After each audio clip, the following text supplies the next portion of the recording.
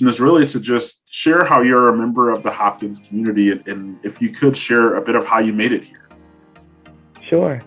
So I am Clifton Shambry. I got to Hopkins in 2014, where I now currently serve as an assistant director for life design for diversity and inclusion. And I started at Hopkins really supporting first year students in orientation and then transitioned to supporting student organizations. And so how I actually got here is an awesome story because it's the power of communicating with people you're connected with. And so I did so through LinkedIn, and LinkedIn was so awesome. I just messaged one of the deans I used to work for, and just to say hello, literally just to say hi. And so I said, hello, how are you? She said, I'm doing all right. What are you up to? I was like, I'm doing okay as well. I'm just searching for a job. And she said, call me right away. I might have an opportunity. I was like, yes, ma'am, let's do this.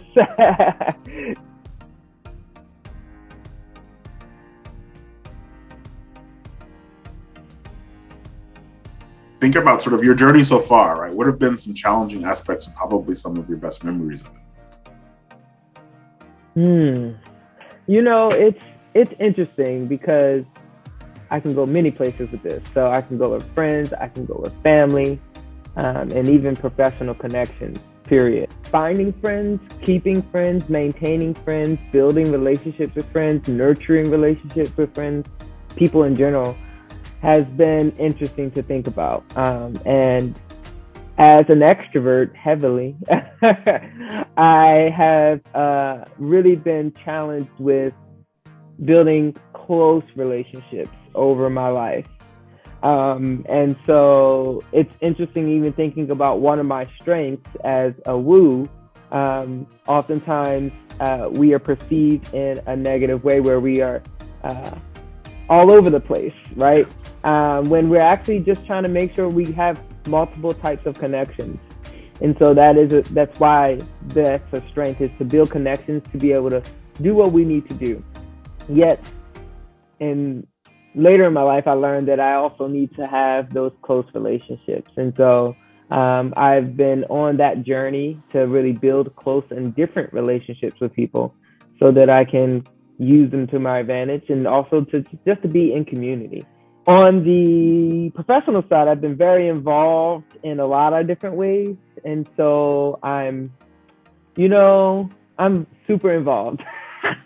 I thought it would stop and I would just, maintain what I'm engaged in. Yet I am involved in many different external experiences to Hopkins, but also internal to Hopkins. And so professionally, I've tried my best to take on initiatives and to grow individually, but also to be in community with others and advocate for communities in different ways. Like professionally, I'm trying to get engaged in ways so that my story and stories of those who are like me can be heard and advocated for, and systems can be changed. Family, yes, good old family. My mother passed when I was 10. So I grew up without a mother after 10, and then I didn't meet my dad until I was 17. And so I was grown when I met my father. And so I lived with a lot of different people growing up. And then, my motivation was to continue to do what I thought my mother wanted me to do, was to thrive in education. And so I did so, even though she didn't have a degree. I still was able to, I don't know why she loved it so much, but she loved it for me, so I did it.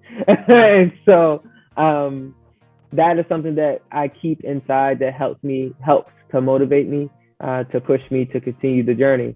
Yet, in that, I had to live with different people over my life. So I moved over 26 times in my life.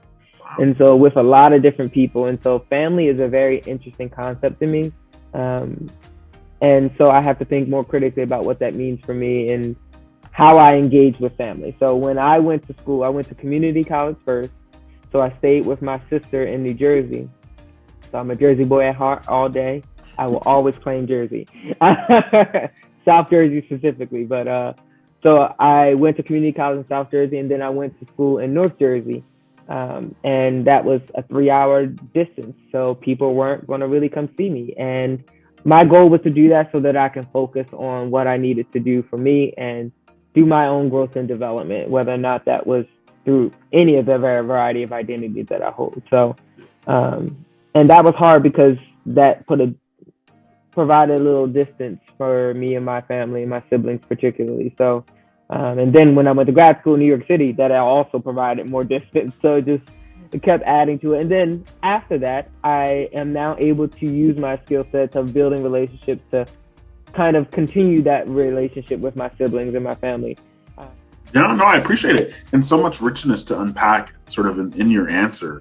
And I think one of the threads is thinking through, you talked about it, alluded to it a bit of sort of this reframing of relationships, sort of as this new person of you grew and developed. And I wonder if you could share, for FLI students now who will be graduating, right, how you approach that as you become a FLI adult, right? No longer a FLI student, right, but a FLI adult. What's that like? It's so a colleague and I are working on a series of a process of becoming, because the FLI identity changes. And, part of it's no longer that I'm a FLI student, I'm a FLI graduate, which is also an identity. But it's also, for me, identifies that I want to be upwardly mobile. I am upwardly mobile. That's how I identify. Especially having been homeless before, my goal is to be upwardly mobile and financially stable. Like, those are how I identify now. So how I identify is FLI graduate is how I identify when I'm in the college setting. And then other spaces, I might say I'm upwardly mobile, right? It's not even a conversation, awkwardly speaking, but, people don't really think about that. But I think it's, thinking about the experiences I had and how do I continue my journey forward is where I sit, right? And so even if I think outside of working as a higher ed professional, it's how do you engage with people who might not understand your story or not understand that you just don't know. And you are, like I have been taught by one of my old mentors, is that you got to fake it till you make it. Yeah. Right. And so whether or not that you paying attention to how people are engaging in networking spaces, right, and taking note and then following suit, or you're choosing to be engaged the way that you know best, right, and allowing people to accept you or not, right. I think those are the challenging times where once you engage, you learn from that engagement and like, okay, I won't do that again. Right. Or, you know what, that ain't my fault. They should know how to engage with me or learn how to engage with me. Right. So there's that balance. Okay. I appreciate that. And I want to pivot into something that you mentioned also. And I think for me, as you were speaking, I reflected on me when I got my first job after college, and you get all these benefits paperwork that you have to go through. And listen, I remember trying to, text my mother and be like, what is this? And she was like, I don't know. I've never gotten that. Like, she's never had a job where she had a benefits package. And so I wonder for me, that was sort of my moment of realizing the FLI identity changes and it doesn't go away. It does. I wonder if there's sort of a moment for you in terms of where you think about where your identities, FLI identity, a FLI grad, became present in your professional world. Okay, yeah. So a couple more questions, Clifton. One of them really, I think as we talk to current students, they always ask the question, right, is like imposter phenomenon, right? Mm-hmm. This is something that exists outside of this world as an undergrad. And so I ask you, right, have you had moments or experiences with imposter phenomenon as a grad or professional in the FLI identity space? My immediate answer was yes, period, as an individual and human. In the FLI space, yes. But the first ones that come up in my head, which I kind of talked about, were limited identity and showing up in clothing to work, right? And what that means. And so if I have to show up in a suit, right? From a first gen perspective, like, I don't know how I should show up. Like, what knowledge do I need to learn to actually know what it means to show up in the workplace, right? Or because even if I'm combining them, limited income people might know how they need to show up, right? Yeah. Because somebody's told them, but they're like, I just can't afford it right now, so they're gonna have to deal with it. But a first gen person might be like, listen, I just showed up because I just knew I wanted this engagement opportunity, but I didn't know that I was now I'm underdressed or over, whatever the situation might be. No, I appreciate that. I think to your same point, sort of this idea of improv, right? Part of being of any identity is that you learn to be an improvisation. For me, it was the informal workspaces, right? Like work happy hour. I'm like, I go out with people I go out with that we can be comfortable amongst ourselves. Right.